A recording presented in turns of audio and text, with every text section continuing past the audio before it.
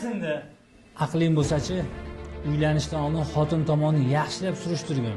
Indamay o'tirgin. Bo'ldi-da. Shu yuzdan ketsam qutulamanmi? Ha, bor tur, yo'qol. Bo'ldi, kiring uyga.